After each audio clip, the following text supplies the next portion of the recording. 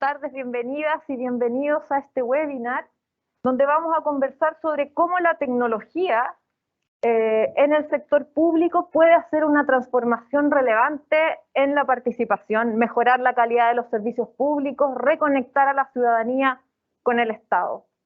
Tenemos hoy día importantes, relevantes actores que van a conversar sobre estos temas.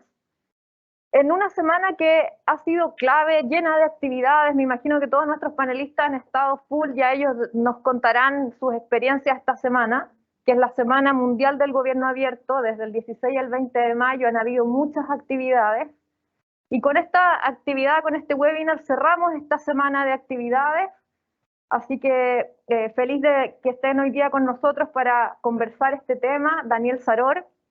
Ella es investigadora de la Universidad de Chile, es abogada de la Universidad de Concepción, magíster en Derecho Económico y doctora en Derecho por la Universidad de Chile.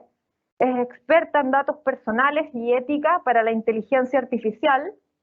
Fue parte del Consejo de la Sociedad Civil del Consejo para la Transparencia, es parte de Chile Transparente y del Observatorio para la Transparencia y la Inclusión Algorítmica. Es integrante de la Red Académica del Gobierno Abierto, que es una organización que es parte de la mesa del Gobierno Abierto. Bienvenida, Daniel, ¿cómo estás? También nos acompaña hoy Roman Josif, él es director del Laboratorio de Gobierno. Él lleva más de 5 años dedicado a la innovación pública, siendo parte del equipo cofundador del Laboratorio de Gobierno. Desde el año 2018 se desempeña como director ejecutivo de esta institución. Ministerio Secretaría General de la Presidencia. Esto está desactualizado, creo, porque es el Ministerio de Hacienda. En este rol, él participa del Comité Ejecutivo de Modernización del Estado. En el pasado ha trabajado en distintas industrias, emprendiendo desde startups digitales hasta proyectos culturales. Bienvenido, ¿cómo estás? Muchas gracias por venir. También está con nosotros José Inostroza. Él es director, jefe de la División de Gobierno Digital, que hoy día está en una tarea crucial en hacer la transformación digital del Estado en nuestro país.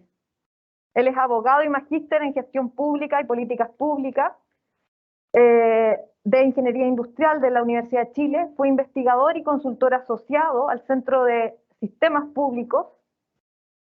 También en este momento está participando, está él en el centro de la transformación digital, llevando a cabo la implementación de la Ley de Transformación Digital. Rocío Noriega, bienvenida. Ella es asesora del Grupo Bicameral de Transparencia del Congreso.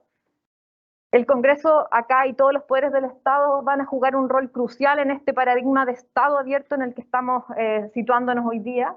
Ella es asesora del Grupo Bicameral de Transparencia del Congreso Nacional de Chile, es abogada mexicana de la Universidad de Guanajuato, no sé si lo estoy pronunciando más o menos nomás, mi Master of Law de la Universidad de Texas en Austin, cuenta con un diplomado en Economía de la Universidad de Chile también.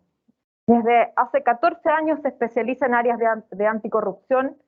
Trabajó en el Programa de Naciones Unidas para el Desarrollo en Chile, fue consultora del capítulo chileno de Transparencia Internacional, entre otras relevantes experiencias. También está con nosotros un representante muy importante de la sociedad civil, que es en definitiva el ente que más nos interesa, por así decirlo, más allá de los expertos. Siempre necesitamos a la sociedad civil cogestionando, coparticipando. Él es Daniel Oyarzún.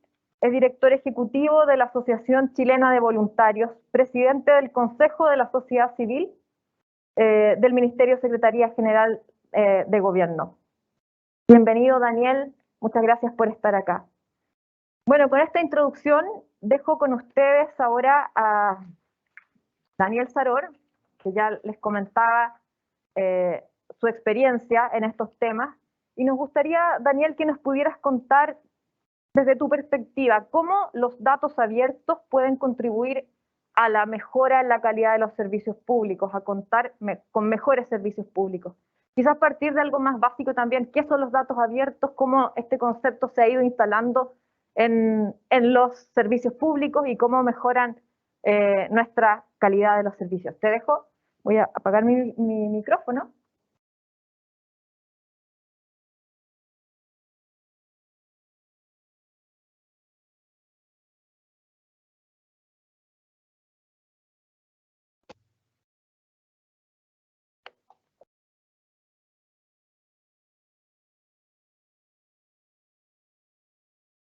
Bueno, primero que todo quiero agradecer la invitación que se ha extendido a través de mi persona, ¿cierto?, la Red Académica de Gobierno Abierto.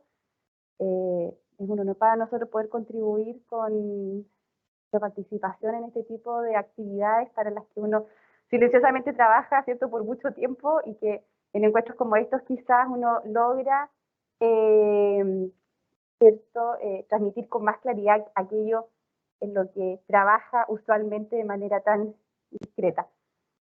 Con respecto a la pregunta de Valeria, bueno, lo primero que yo quisiera decir es que los datos abiertos se constituyen o se configuran como una instancia en que los servicios públicos ponen a disposición no solo de la ciudadanía en general, pero para ciertos grupos de la ciudadanía en particular, cierta y determinada información para la profundización de la investigación, pero también para la mayor difusión de algunos aspectos en que la ciudadanía en particular está mucho más interesada. Y en ese sentido los datos abiertos suponen una práctica enteramente nueva para lo que es habitualmente la gestión pública, donde se supone que los gestores públicos son los que están tomando todas las decisiones en base a cierta información. Siempre que hay un margen de información que no es susceptible de tratamiento por parte de los organismos públicos, y justamente la gracia de los datos abiertos es que permiten a la ciudadanía tomar un rol mucho más activo de acuerdo a aquella información que se le disponibiliza. Y en ese sentido, disponer de datos abiertos supone también poner de cargo de la ciudadanía la gestión de cierta información para que movilice también desde su posición a estos tomadores de decisiones. La gracia hoy día de conversar de datos abiertos también es que no cualquier dato genera esta movilización de la ciudadanía. Y en ese sentido, vale la pena aquí ponerle algún apellido también a estos datos abiertos y hablar de unos datos abiertos con propósito. No solo en Chile, y quizás esta es una crítica a la burocracia en general, no solo en Chile ha ocurrido esto que se conoce, ¿cierto?, como los repositorios de datos abiertos, que terminan en la práctica siendo una especie de cementerios de datos, porque hay mucha información disponible en distintos formatos y en distintos temas, lo que a la larga se traduce en que no siempre la ciudadanía entienda bien de qué manera esa información les sirve. Pero cuando uno genera datos abiertos con propósito, el efecto que se produce desde, en mi caso, la academia, ¿cierto?, es muy diferente.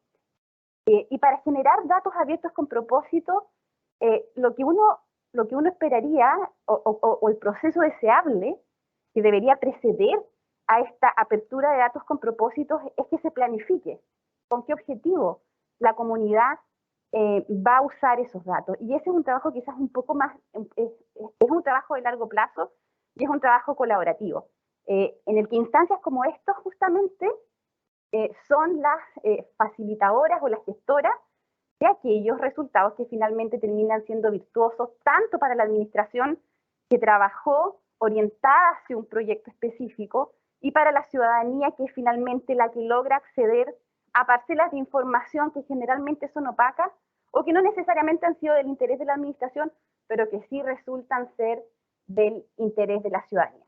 Por supuesto que la tecnología aquí tiene mucho que decir, y en ese sentido, quizás una de las cuestiones que a mí me gustaría como acotar o con las que me gustaría cerrar mi intervención en esta primera ronda, dice relación con la manera como se va a diseñar, ¿cierto?, este dato con propósitos. Es decir, voy a pensar en un grupo general de la población, voy a pensar en grupos determinados, voy a pensar en hombres, voy a pensar en mujeres, voy a pensar en niños, voy a pensar en personas que ya están más cerca de la vejez.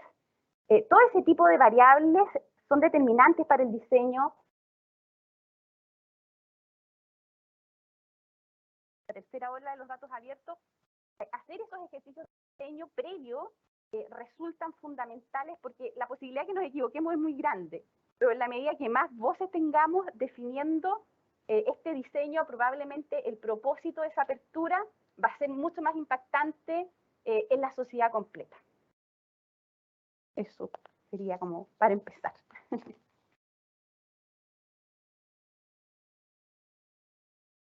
Muchas gracias, Daniel. Bueno, cómo el diseño, cómo la preparación de levantar la información es fundamental, nos lleva a un siguiente tema, que es cómo innovar para poder lograr ese objetivo. Y entonces invito ahora a Roman Yosif, director del laboratorio de Gobierno, si nos puedes contar en tu experiencia cómo la innovación pública puede contribuir a la rendición de cuentas, a generar esta información que necesitamos obtener con un propósito en mente. Voy a apagar mi micrófono y prendo el tuyo. Súper. Bueno, buenísimo. Muchas gracias, Valeria, a ti, a todo el equipo de la comisión y obviamente un gusto estar con los panelistas en este cierre de una semana muy intensa de gobierno abierto. Conversábamos recién con algunos que, claro, obviamente después de toda una pandemia, volver a hacer actividades, al menos híbridas o presenciales, se agradecen desde todo punto de vista y agradecer obviamente en nombre del Laboratorio de Gobierno y en nombre del Ministerio de Hacienda la invitación. Dicho eso, y entrando directamente en materia, de alguna manera, desde la experiencia del laboratorio, nosotros partimos hace un poco más de 7 años en esta travesía y en este desafío complejo de innovar en la administración pública. José y varios de acá presentes conocen muy bien ese origen. Y parte de lo que hemos encontrado es que para poder innovar se requieren algunos elementos habilitantes. Y yo quisiera primero hablar de eso, que dentro de la innovación pública requerimos de personas con nuevas capacidades, requerimos de rediseños de procesos, requerimos de tecnología habilitante para poder entregar mejores servicios que sean digitales por defecto, pero que sobre todo que sean simples. Muchas veces confundimos la necesidad de innovar con la necesidad de transformar digitalmente. No siempre es así, depende del usuario. A una señora de 85 años no le vamos a pedir que se sepa su clave única y, digamos, interactúe con todos los trámites del Estado de manera digital. Y por eso es muy importante entender que todo lo que estamos discutiendo hoy en una agenda de gobierno abierto son medios para poder cumplir fines. Y ese fin, en resumen, es cómo atendemos mejor a la ciudadanía desde el Estado. Cómo tenemos un Estado más amigable. Y ahí los datos y la apertura de datos juegan un rol que es esencial. Y juegan un rol esencial desde 3 puntos de vista. Primero, desde el punto de vista de que vivimos en una sociedad que en buena hora nos está exigiendo a nosotros como funcionarios públicos que el Estado sea probo y que el Estado sea transparente. Entonces, lo higiénico es transparentar todo lo que ocurre en el Estado, ¿cierto? Y que la transparencia y la rendición de cuentas sea el desde y no el techo.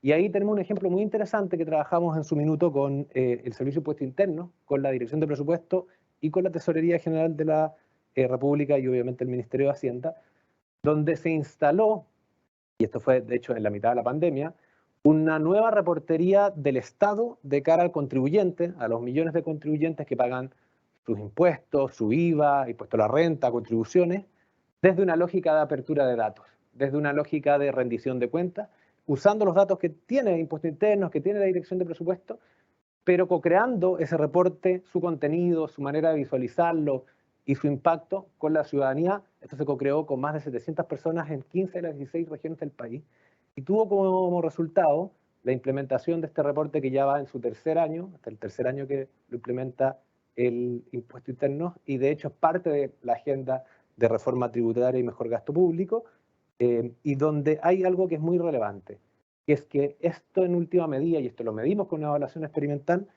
genera confianza, genera percepción de transparencia, aumentó un 12% con una, digamos, grupos de control, grupos de intervención, con una metodología bien prolija, aumenta la confianza de las personas en el Estado con el solo hecho de transparentar cómo estamos gastando los recursos que las personas aportan, y por otro lado aumenta un 7% la confianza. Vivimos una situación compleja donde tenemos que fortalecer la democracia, tenemos un desafío muy grande ahí, y la innovación usando apertura de datos tiene un impacto muy importante en eso. Un segundo elemento tiene más que ver con cómo abrimos las instituciones. Y esto lo hemos ido midiendo ya a través del índice de innovación pública, que está midiendo capacidades para innovar en el sector público, y donde hay una serie de dimensiones que tienen que ver con qué tan permeables son las instituciones, qué tanto se abren a co-crear con ciudadanos. Estamos ahí en menos de un 50% del desarrollo de capacidad potencial.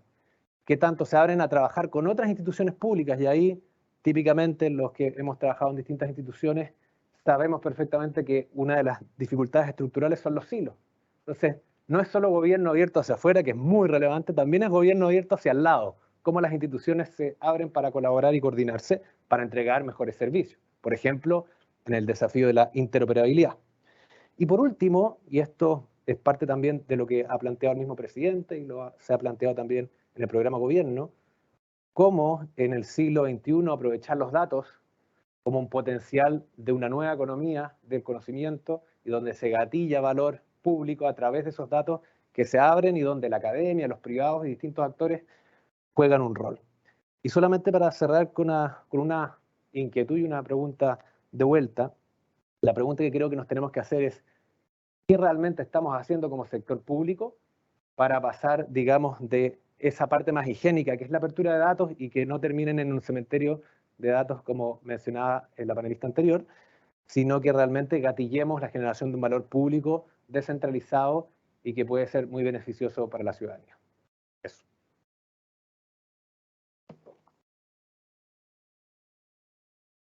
Muchas gracias, Román.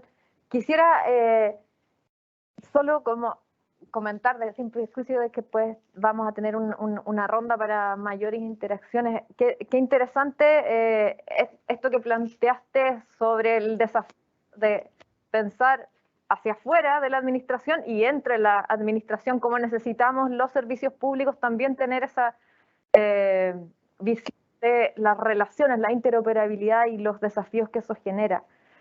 En relación a esos desafíos para la construcción de institucionalidad en la transformación del Estado, es que hoy día nos acompaña José Inostroza, él es jefe de la División de Gobierno Digital del Ministerio Secretaría General de la Presidencia. Hola José, ¿cómo estás? Quisiera que pudieras compartir tus reflexiones en torno a cuáles son los beneficios de la transformación digital para la ciudadanía, y en ese sentido contarnos un poco qué entiendes tú por transformación digital y los desafíos que eso genera. Ahí estamos.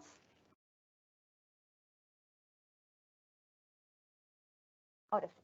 ¿Qué tal? Muy buenas tardes. Gracias, Valeria. Saludo también a los demás panelistas y los presentes en esta sesión, y también a la gente que está viéndonos por internet. Bueno, me permito partir señalando que al final los propósitos son los mismos en cualquier esfuerzo de transformación, sea digital o no, respecto al sector público. Lo más importante, yo creo que todos lo intuimos, es tener mucho mejor democracia, tener una administración pública mucho más eficaz, que efectivamente cumpla los objetivos esenciales, que tengamos mejor economía y en general que construyamos más confianza social. Yo creo que desde cualquier punto de vista uno empuja en esa línea. Y la pregunta es qué funciona mejor, digamos, o que vemos los países que están trabajando mejor en estas líneas, y uno observa mucho más participación, observa mucho más inteligencia colectiva, mucho más deliberación, mucho más innovación en general, mucho menos costos de transacción. La gente en los países más desarrollados pierde menos tiempo. Nosotros en Chile perdemos mucho tiempo en muchos asuntos, y los funcionarios públicos también. ¿Y qué necesitamos para dar ciertos pasos en esta línea de transformación digital? Bueno, muchas cosas. En primer lugar, yo creo que estamos todos de acuerdo que es una cuestión, en primer lugar, cultural, de enfoque. A veces uno tiene los sistemas y no lo ocupa adecuadamente, tiene la tecnología y no soporta sobre eso ninguna transformación. Pero aún así tenemos que tener algunos elementos muy basales. Y aquí conecto con lo que estamos empujando en gobierno digital desde este año, y también obviamente desde la trayectoria que ha tenido la institución antes. Yo diría que lo más básico para partir, espero que en los siguientes años hagamos otras cosas, pero por ahora necesitamos datos. ¿Okay? La mayor parte de la actividad del Estado se basa esencialmente en documentación, en papel, y buena parte del conocimiento no está disponible digitalmente. Y eso es una traba enorme para poder seguir avanzando, entre otras cosas porque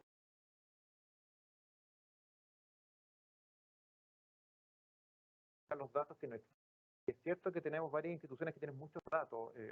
Roman hablaba del caso de tesorería, de impuesto interno, que son típicamente las instituciones de datos. Pero el 60-70% en materia de contabilidad no tener esos datos. Es difícil dar el siguiente paso y tenemos mucha narrativa en torno a la apertura, pero llevamos varios años y lo que pasa es que no tenemos los datos. O no están los datos o no están suficientemente adecuados los datos y entonces cuesta liberar esos datos hacia la ciudadanía. Y por eso es que estamos haciendo un esfuerzo grande en digitalización. La ley de transformación digital que estamos empujando como Estado, no solamente como gobierno, esencialmente lo que busca es que las instituciones tengan digitalización en sus documentos, en sus procesos, y en sus datos. Y yo creo que eso va a generar una explosión enorme de aquí a unos años más en términos de disponibilidad de datos e información y finalmente conocimiento para que tengamos deliberación, participación, etcétera. Y ahí me gustaría destacar también un desarrollo que estamos haciendo en materia de interoperabilidad, ya que se ha comentado en más de alguna presentación. Estamos desarrollando una plataforma tecnológica que ya hay 41 casos concretos en instituciones públicas que les facilita la interoperación. Uno de los problemas técnicos que tenemos para la interoperación es que las instituciones públicas hablan distintos lenguajes. Entonces, hacer una estandarización de todo el mundo con los mismos esquemas de datos, etcétera, es muy caro. Y por tanto, el gobierno digital, siguiendo buenas prácticas, por ejemplo, de Estonia con su sistema X-Road, está implementando unas piezas de software que le hemos llamado nodos, que facilita la interoperación o la comunicación entre distintos idiomas, por decirlo fácil, de las instituciones, lo que debiera facilitar las transacciones. Y estamos en el orden de los 200 millones de transacciones. Probablemente esto va también a ayudar a explotar la transaccionalidad entre las instituciones públicas. Y también estamos empujando algo muy importante, porque no basta la tecnología. Estamos desde este gobierno empujando la gobernanza de datos y llegó un nuevo director de datos a gobierno digital, que lo que está haciendo es básicamente hacer que las instituciones conversen y se pongan de acuerdo para tener proyectos en común de interoperabilidad. Eso no es trivial. Típicamente los que hemos trabajado en esto sabemos que hay excusas de distinta naturaleza, legales, tecnológicas, falta de recursos. El asunto es que cuesta mucho que se compartan 24/7 los datos. Y entonces este director de datos, Claudio Reyes, está empujando y está ejerciendo una función de liderazgo para que efectivamente eso esté ocurriendo. Estamos con distintas instituciones conversando en esa materia. Yo diría también que nos falta mucho y estamos trabajando en eso en términos de marcos regulatorios. Es un desafío enorme. Aquí hay especialistas en datos personales. Y el equilibrio entre la fluidez de los datos y el cuidado de los datos personales y los datos sensibles es un equilibrio bien complejo y tenemos que tener un marco regulatorio adecuado. El país está avanzando en esa línea, pero tenemos que tener también tecnología, institucionalidad que facilite ese equilibrio. Si no nos podemos desbalancear para un lado o para otro. Y muchas veces eso les genera complejidad extrema a las instituciones y hace que efectivamente no puedan compartir esos datos. En fin, yo creo que como todos tenemos que empujar esto de distintos puntos de vista, la innovación, desde la academia, desde políticas de transparencia. Al final lo que queremos es más democracia, más economía, más deliberación y para eso tenemos que trabajar conjuntamente. Muchas gracias.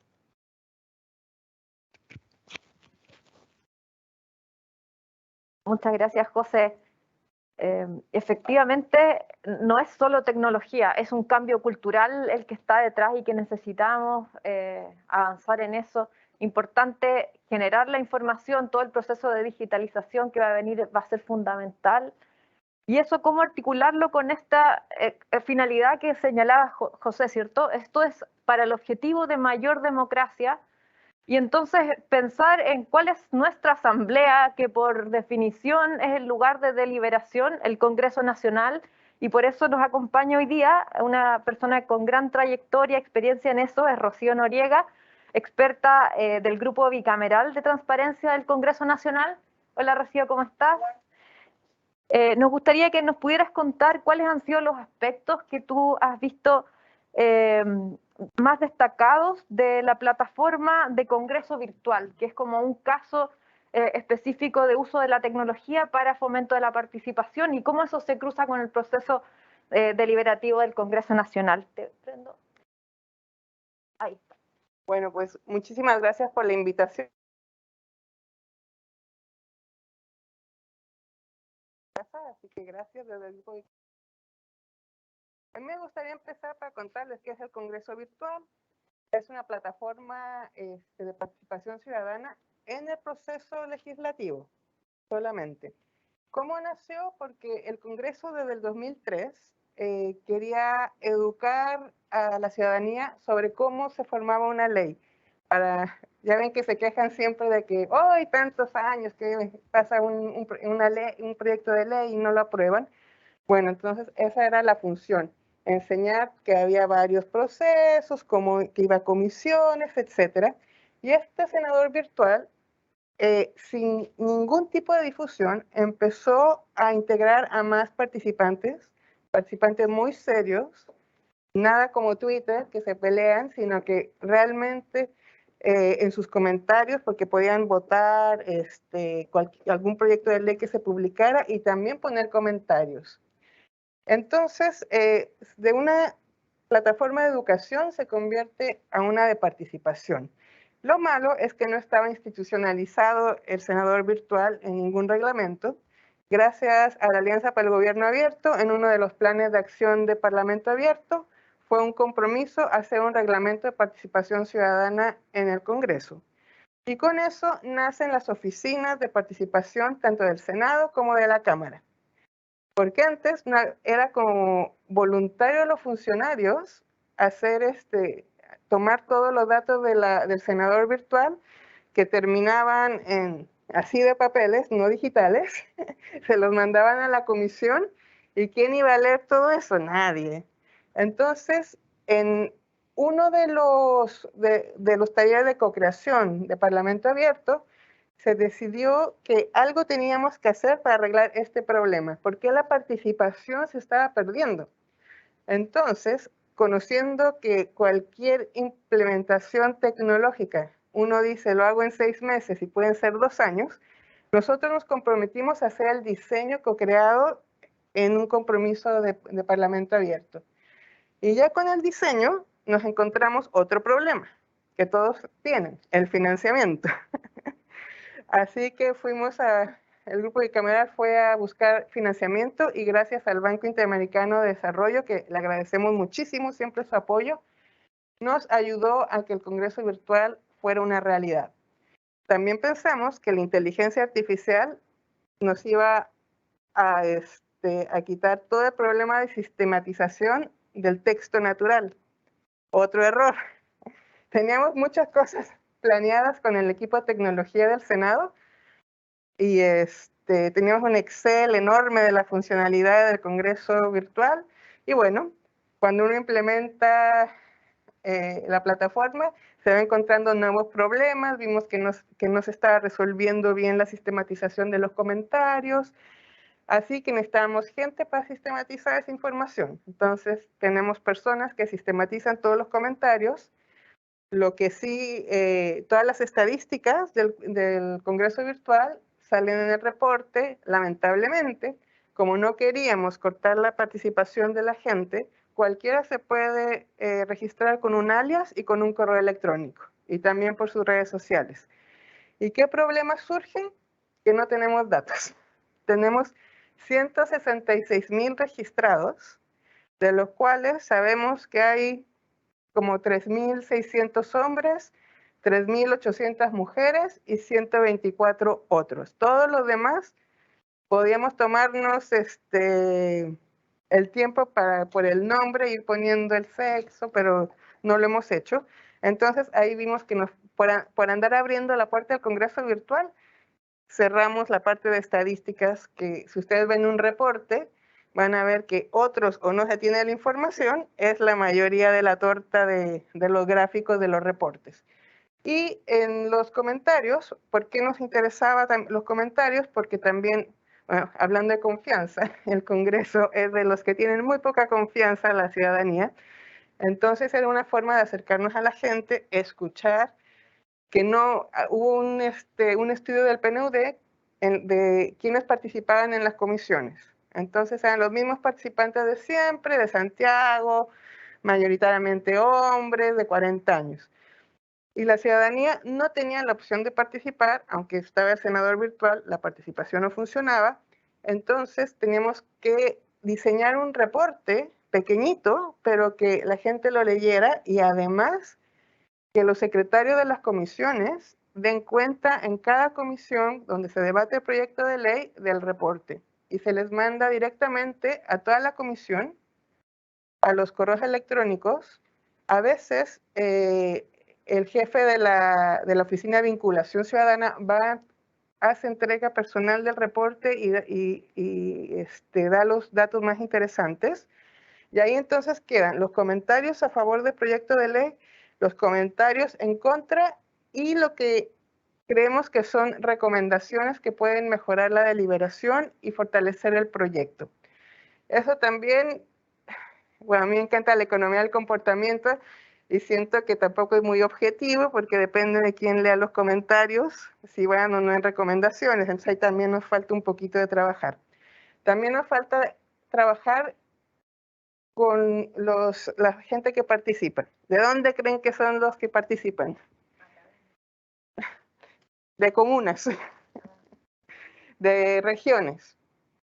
Santiago, Valparaíso y Concepción. Pensando que tenemos, pensando que tenemos 20 millones de conexiones móviles según la Subtel, no hemos podido llegar a los grupos, a otros grupos de otras regiones, entonces ahí tenemos un desafío bien grande de cómo llegar a otras regiones, porque la idea también era que si un proyecto tenía más efectos en alguna región, en algún grupo de personas, nosotros se lo mandáramos directamente.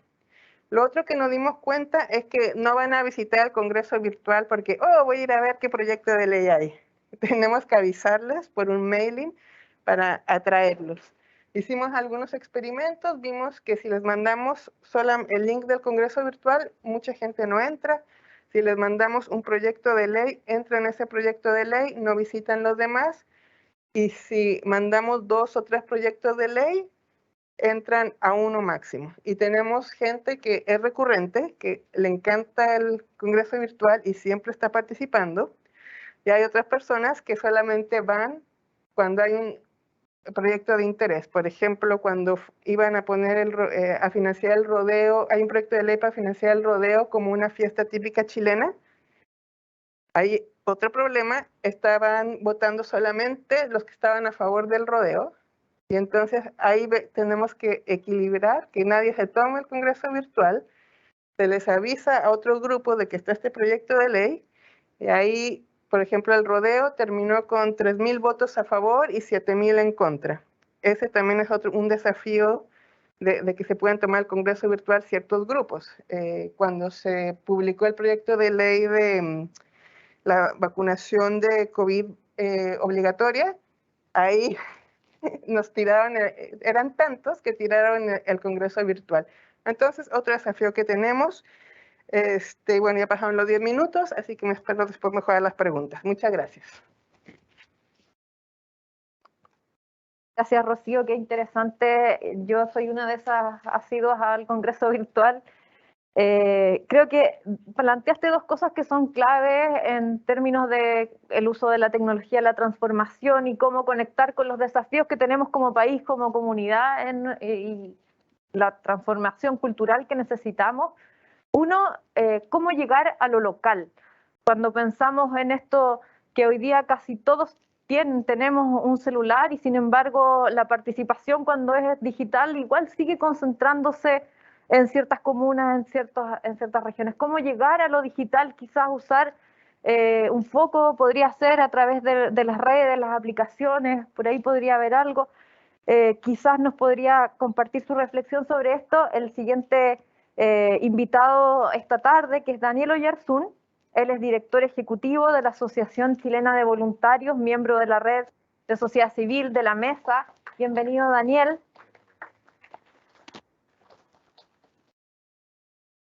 ¿Cómo llegar a lo local? Y ahí, prendo el micrófono. Muchas gracias. Bueno, lo local y la participación ciudadana es lo que nos motiva a nosotros en la red de Gobierno Abierto. Voy a agradecer a Valeria. Hemos tenido algunas otras actividades en la semana que ha sido bien bien activa, digamos. También con mucha atención estaba escuchando la mirada de los anteriores presentadores y obviamente varios de nosotros estamos muy cerca de muchas de las cosas que, lo que decía recién Rocío, digamos, algunos de los que somos más fanáticos en esos temas. Pero la red de gobierno abierto, la red de sociedad civil, tiene 79, 80 organizaciones activas. Tiene un núcleo que la dirige, es una organización activa, vigente, viva, digamos, y que se ve muy cercana a todo lo que tiene que ver con gobierno abierto. Después que se aprueba en Chile el año 2011 la ley 20.500, que una de las cosas que crea es el Registro Nacional de Personas Jurídicas sin fines de lucro, que en ese momento tenía aproximadamente 146.000 organizaciones en Chile. Hoy día cuenta más de 320.000 organizaciones, de las cuales estima el registro que más o menos un 20% a un 25% son organizaciones que no están vigentes, porque hay organizaciones registradas ahí del año 1880, ¿ah? Cuando traspasó todo el material el Ministerio de Justicia con todas las carpetas. Recuérdense que anteriormente en Chile se concedía la personería jurídica, ¿cierto? Y era el presidente que te firmaba un decreto, y ahora el sistema es registral. Eso significa para que tengamos un volumen más o menos de personas que más de 1.300.000 habitantes son dirigentes sociales en algún rincón del país. Y un 97%, estos son datos, y un 97% de ellos están distribuidos en las 345 comunas. Y cálculos un poquitito más específicos que hemos hecho en los mecanismos de participación ciudadana que la misma ley implementó, nos dicen que casi un 62% son mayores de 50 años. Y yo sé que al tiro entendemos toda la problemática que se nos viene cuando hablamos de los temas digitales, el tiro, digamos, y nos encontramos con ella. Pero sin embargo, el Estado no tiene una forma de vincularse con la orgánica social en Chile. Estoy hablando de las 9.000 juntas de vecinos, 12.000 clubes de adultos mayor, 14.000 clubes deportivos. Estoy hablando de la orgánica social, nada más que eso. No tiene una forma de comunicarse. Hemos insistido con el registro y en algún momento lo planteé también en la institución en la cual tú estás, digamos, el Laboratorio de Gobierno, en una invitación que nos hicieron a levantar un trabajo. Hemos insistido en que haya una plataforma en el registro civil, de que la plataforma a lo menos diga, mire, usted cuando se constituye legalmente en Chile tiene una casilla digital y el Estado se vincula con usted por la vía de esta casilla digital.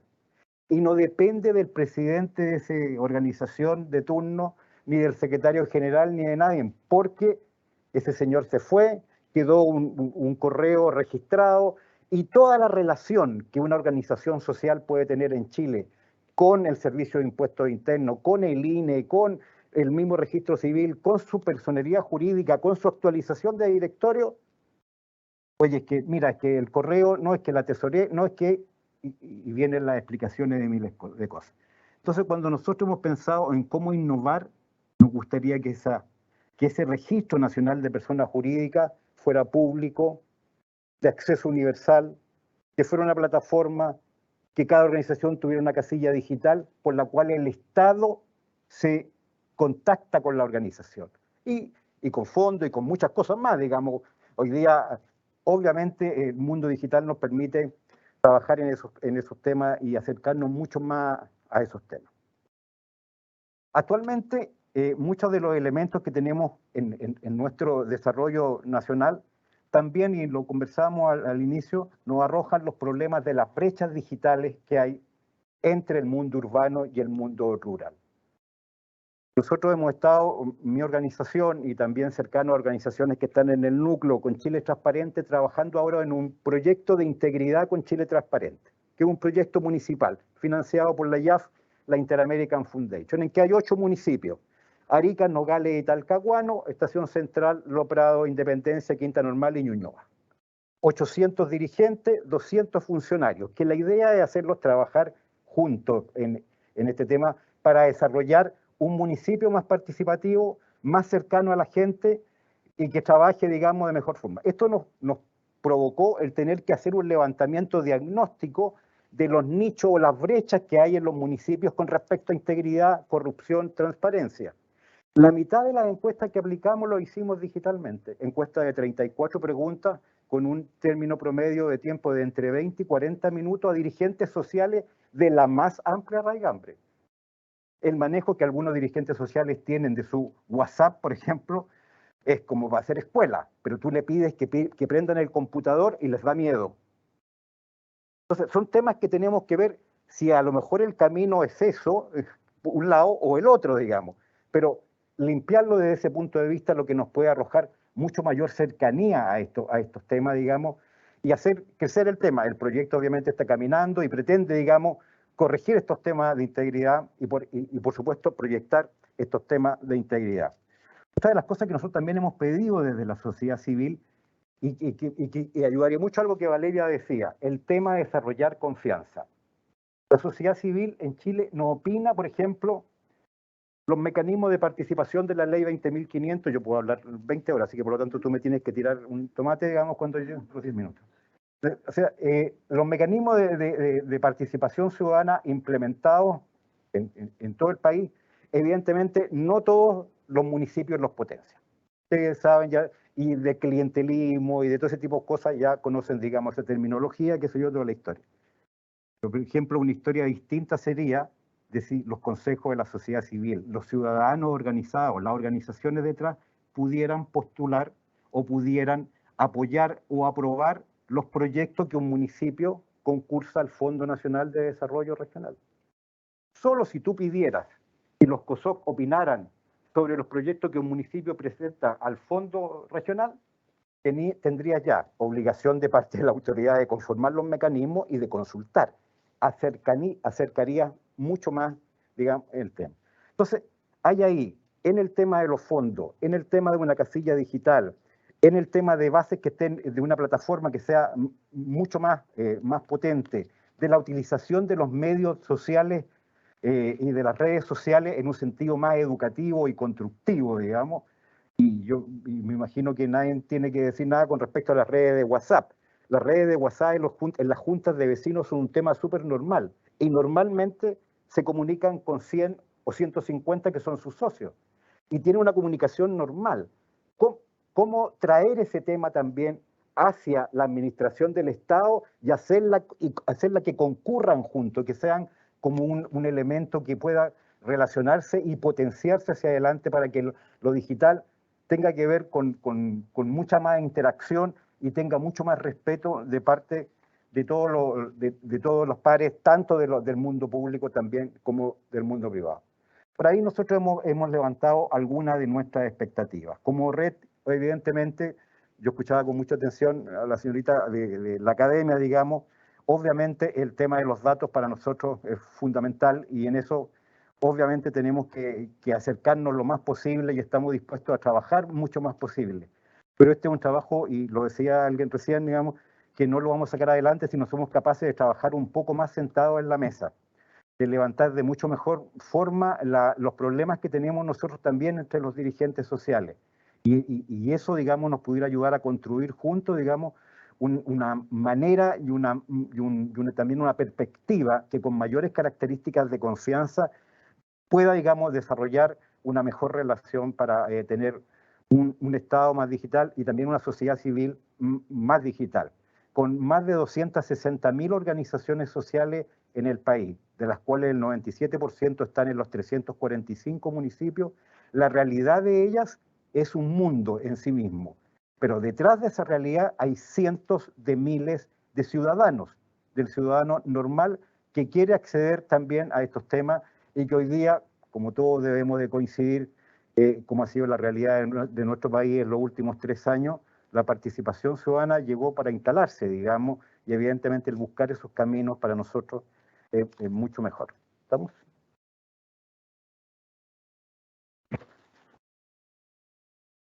Muchas gracias, Daniel. Qué interesante, qué importante conocer el diagnóstico, la visión desde las bases, desde la cultura y de las organizaciones que participan y a las cuales hay que mirar para ver el diseño, la generación de las políticas públicas. Tenemos varias preguntas y comentarios que están haciendo las personas que están conectadas en sus casas, desde sus oficinas. Marcela nos pregunta cómo aumentar la metodología para los participantes. Voy a referirme a todas las preguntas y luego les voy a dar la oportunidad para que ustedes se refieran en un paneo a todas las preguntas a la que les parezca más pertinente en relación a ustedes. Vienen para acá, toman el micrófono y 5 minutos para cada uno. Marcela nos pregunta cómo aumentar la colaboración entre servicios públicos sin caer en la burocracia.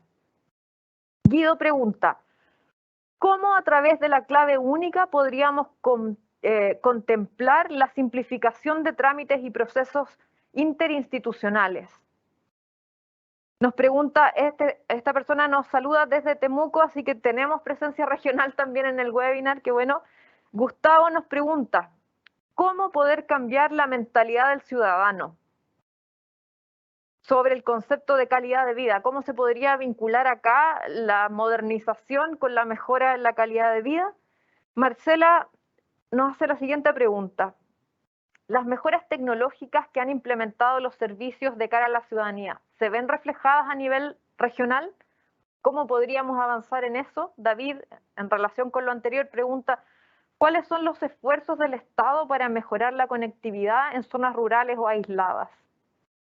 Ofrezco la palabra. Daniel, partimos contigo.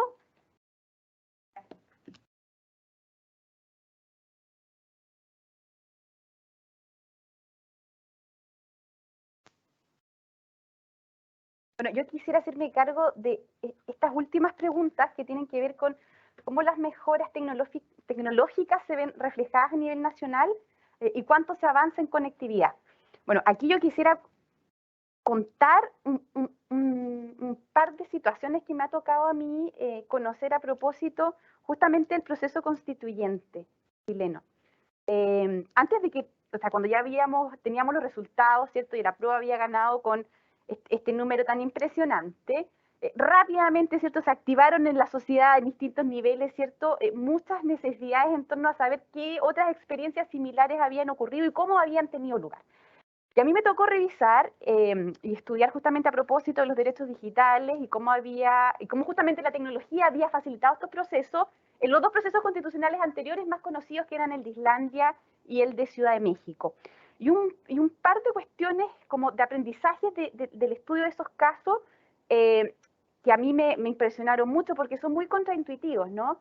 Estaban, ¿cierto?, flanqueados por esta idea de que había que copar de tecnología la participación ciudadana.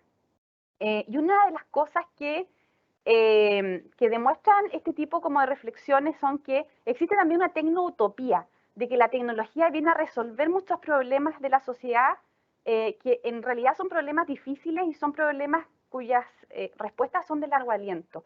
Y la tecnología es solo un medio para un fin, no un fin en sí mismo. Y estos procesos, el de Islandia y el de Ciudad de México, una de las cosas que revelaron era que las personas que estuvieron a cargo de llevar adelante estos procesos siempre estuvieron particularmente interesados en las personas que no estaban conectadas. Porque los que podían tener acceso a la conexión y los que tenían el entusiasmo, las ganas de participar, lo iban a hacer. Pero ¿qué pasaba con los no conectados? Los no conectados fueron un eje en ambos procesos constitucionales.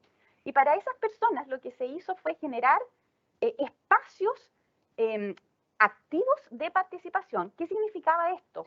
Que, por ejemplo, se invitaba a personas de comunidades alejadas, por ejemplo, que no tenían los recursos o necesariamente la formación para entender lo que estaba ocurriendo, y las llevaron a participar del proceso constituyente. ¿Y de qué manera participaron? Obviamente no haciendo propuestas, pero sí respondiendo preguntas de los convencionales en ese momento, donde ellos eran los que recogían esta información, porque uno usualmente se imagina la participación al estilo de los que nos contaba, ¿cierto, Rocío? Que es que uno participa en una plataforma y hace un delivery de información, pero aquí el proceso era al revés. Eran los convencionales de estos lugares los que les preguntaban a estas personas que invitaban qué pensaban sobre ciertos temas. Entonces la recogida era activa en sentido inverso. Lo otro también que se hacía era trasladar monitores a lugares donde no había conectividad. Y estos monitores contaban con dispositivos donde hacían un ejercicio más o menos parecido. se acercaban activamente a las personas a consultarle por algunos temas, ¿ya? Y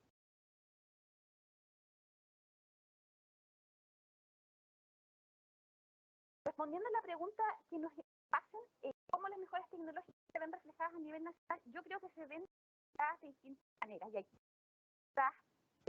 no respondo como académica, respondo como ciudadana chilena.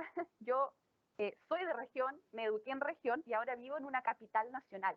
Y la vida se vive muy distinto cuando uno vive en una provincia, cuando uno vive en una capital regional y cuando uno vive en una capital del país. Y en ese sentido, un desafío grande yo creo que tienen las autoridades que tienen la obligación, ¿cierto?, de velar por estos temas, es que ojalá en lo posible todos los chilenos gocemos al mismo nivel de los beneficios que entrega la tecnología. Y en ese sentido, por supuesto, que la conectividad es la puerta de entrada para el ejercicio de todos los derechos. Con el tema de la pandemia yo creo que hay una cuestión que ha resultado convergente y que no se discute, es cómo finalmente la conectividad en este caso se transforma en un derecho llave para el ejercicio de todo el resto de los derechos, en tanto somos también ciudadanos digitales. Quiero acaparar el tiempo, así que... Muchas gracias, Daniel. Román Yosif, del Laboratorio de Gobierno, me interesa también tu opinión sobre estas preguntas.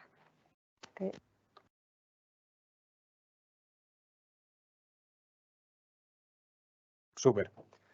Bien, bueno, tratando de conectar un poco las preguntas que se hicieron, junto con algunas de las reflexiones también del panel, hay un desafío de cómo dotarnos en el sector público de redes descentralizadas y tomando lo que decía Daniel, redes descentralizadas para realmente poder co-crear mejores servicios para la ciudadanía.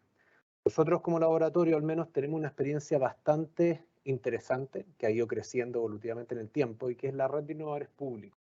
Y este espacio presencial y digital, que obviamente con la pandemia explotó digitalmente y explotó en regiones justamente porque tenían la posibilidad de conectarse desde un computador, que llegó hace un poco más de 2 semanas a 20.000 personas, de las cuales 70% somos funcionarios públicos, pero otro 30% es la sociedad civil. Son las organizaciones de base, son dirigentes comunitarios, son personas que están emprendiendo y tienen startups de tecnología que pueden ser útiles quizás para el funcionamiento del sector público, son parte también de la academia. Yo creo que ahí tenemos una experiencia que tenemos que amplificar y que la hemos podido construir en el tiempo, desde los funcionarios, con los ciudadanos, en una lógica absolutamente descentralizada.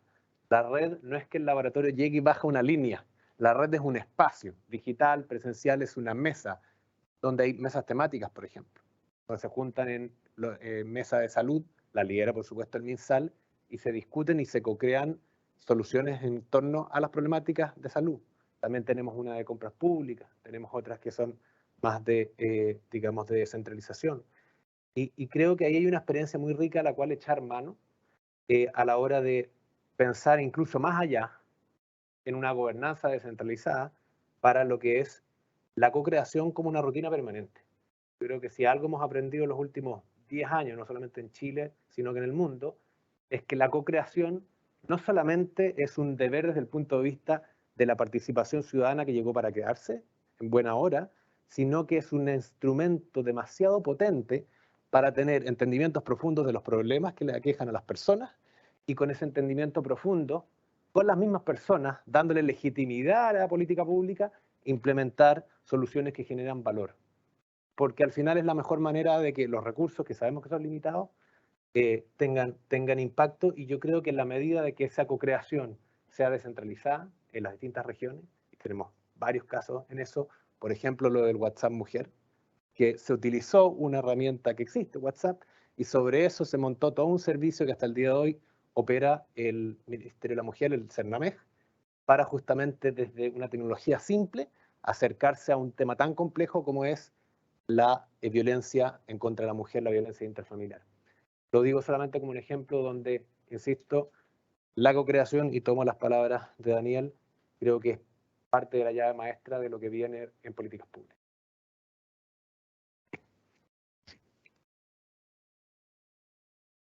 Muchas gracias, Román. Qué importante y conocer estos ejemplos, ¿cierto? Cómo ya el Estado está tomando los diagnósticos desde las comunidades, desde las prácticas culturales y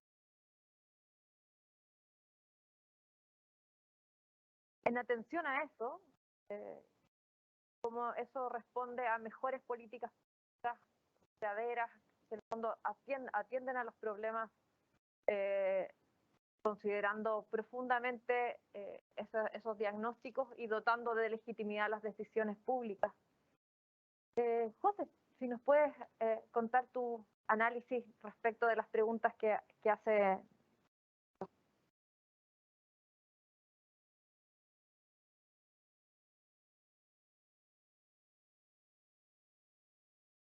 Bueno, la mayor parte de las preguntas tienen que ver de un modo u otro con temas de tecnología y ya señalamos que la tecnología no lo es todo y hay que tener cuidado con la tecnofilia, ¿no es cierto? Pero también hay que tener cuidado con la falta de visión estratégica, de no saber usar intensivamente y de modo estratégico las tecnologías, porque la evidencia es bien abrumadora. Y yo les quiero decir, por ejemplo, que preguntan sobre cómo la clave única puede ayudar a simplificar trámites. Bueno, el año pasado se usó 650 millones de veces en Chile la clave única. Uno de los países que está más intensivamente utilizando técnicas de esta naturaleza. Imagínense la importancia que significa que empresas privadas, el sector público, tenga una certeza de que tú eres tú cuando estás en la pantalla. Se abren muchos mundos con eso. Porque eso es como una... Si tú no tienes habilitado eso, no puedes hacer muchos trámites y eso en Chile se está superando. No es perfecto. Hay muchas cosas por hacer y tenemos un roadmap para perfeccionar esto, pero se usó 650 millones de veces. Eso yo creo que es un orgullo para nosotros, producto hecho por los funcionarios públicos de esta oficina y que está teniendo un impacto enorme. Por ejemplo, la comisaría virtual que se usó 350 millones de veces. Hay países europeos que llegan a Chile y tú le muestras tu capacidad, ¿no es cierto?, los celulares que tenemos para el pase de movilidad, las comisarías virtuales que tenemos, y son logros no solo a nivel latinoamericano, sino que incluso a nivel mundial, nuevamente también hecho con un programa desarrollado acá en esta oficina por funcionarios públicos que se llama justamente Simple. En materia de colaboración pública, ¿qué estamos haciendo? Bueno, les cuento un poquito más sobre nuestra plataforma de interoperabilidad PICE2. El futuro va a ser más o menos así. Las instituciones se van a conectar a una interfase y van a observar qué datos tienen disponibles las distintas instituciones públicas, datos que son abiertos, datos públicos que solamente pueden interoperar las instituciones y algunos datos, digamos, personales que obviamente no se pueden interoperar si es que no hay autorización.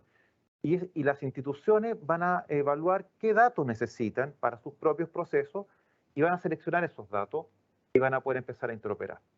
Hoy en día, en cambio, si una institución quiere simplificar, quiere hacer algo digital, tiene que acercarse a cada institución, conversar, probablemente hacer un convenio larguísimo. Hemos escuchado negociaciones de 6 meses, un año y medio.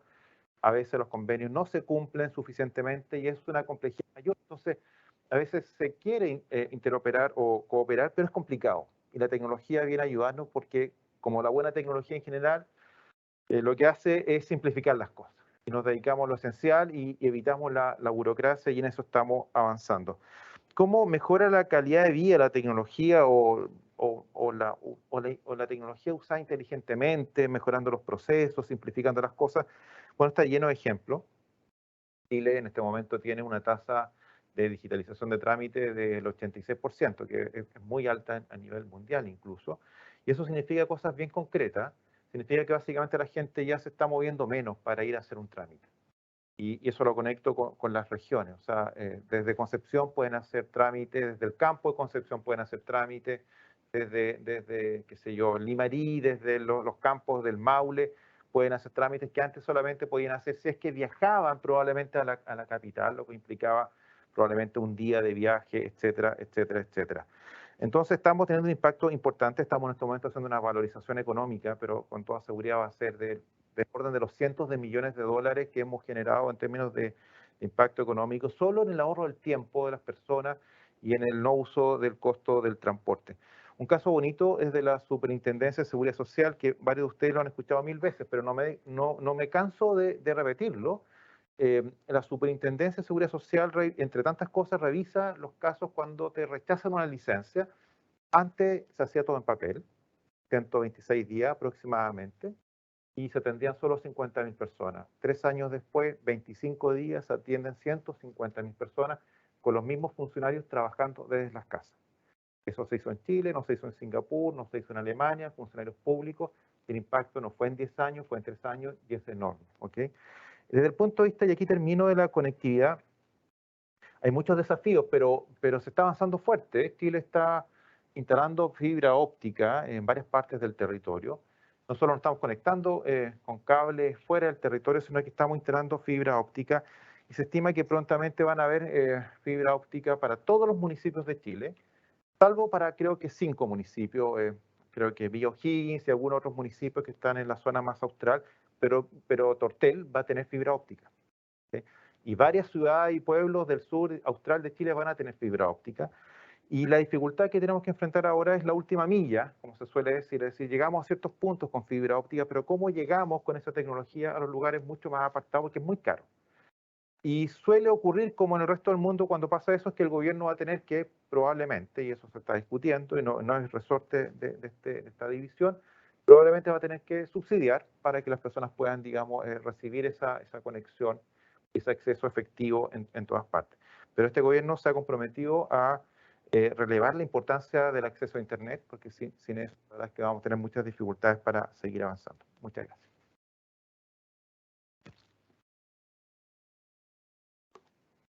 Gracias, José. Ahora, Rocío, si nos pudieras contar desde tu perspectiva, tu experiencia en el desarrollo del Congreso Virtual, ¿qué están pensando ustedes para hacerse cargo de este problema de no llegar a todos los espacios, a las zonas aisladas y mantenernos siempre en las comunas grandes, en las regiones grandes? ¿Cómo el Congreso está pensando ese desafío? No sé si es activo de inmediato. Ahora sí. Gracias. Bueno, nada más de la conectividad, hay un proyecto de ley que quiere hacer Internet un servicio público también, así que hay que tomar en cuenta. Nosotros vemos ese desafío, lo tenemos pensado, porque se hizo un estudio de cómo llegar a estos grupos que no estaban participando. Tal vez hacer un convenio con la sociedad civil que está en toda la región para que nos ayude a ser voceros del Congreso Virtual. También a trabajar con los funcionarios de los parlamentarios que están en las regiones. Alguna vez había pensado en que ojalá tuviéramos, como en Ecuador, la casa del Congreso Nacional en algunas capitales, pero todavía está lejano, pero yo creo que podemos usar eso. Y otro, estamos trabajando también, no sé si escucharon, de un proyecto, un proceso de deliberación que se llamó Los 400, que se hizo en plena pandemia con el Senado. Normalmente es un proceso de deliberación de algunos temas donde se invita a la ciudadanía casi con una tómbola para que vengan a hablar de algún tema. En este caso con el COVID, o sea, fue malo porque no estaban presenciales, pero también fue bueno porque se pudo hacer. Entonces, yo creo que estos ejercicios presenciales de deliberación tienen que ser parte del Congreso Virtual, no solamente que usemos la tecnología, sino que tratemos de llegar a las regiones. También está el senador virtual, el Senado en tu sala, para también trabajar con esa cultura de la gente, de que participe, de que conozca que puede participar con el Congreso. El 1 de junio lanzamos un manual docente sobre Congreso Nacional, que la idea es que los profesores de todo Chile tengan esta herramienta para poder enseñar lo que es el Congreso Nacional, y además viene con ejercicios prácticos. Entonces esperamos facilitar la interacción de los docentes, que el Congreso Nacional no sea algo aburrido, sino algo motivador para los alumnos, y que ojalá después se acerquen al Congreso. Y finalmente, también del Congreso Virtual nos dimos cuenta que todo el mundo usaba su celular. Bueno, no todo el mundo, la mayoría de las personas usaban el celular para meterse al Congreso Virtual, y ahí nos dimos cuenta que estaba malo el diseño para algunos teléfonos, y se escucha fácil, pues fue re difícil, fueron como 3 meses de trabajar el diseño para que se pudiera ver en los celulares. Y también estamos viendo todo lo que es accesibilidad para que cualquier persona que tenga alguna discapacidad pueda también participar.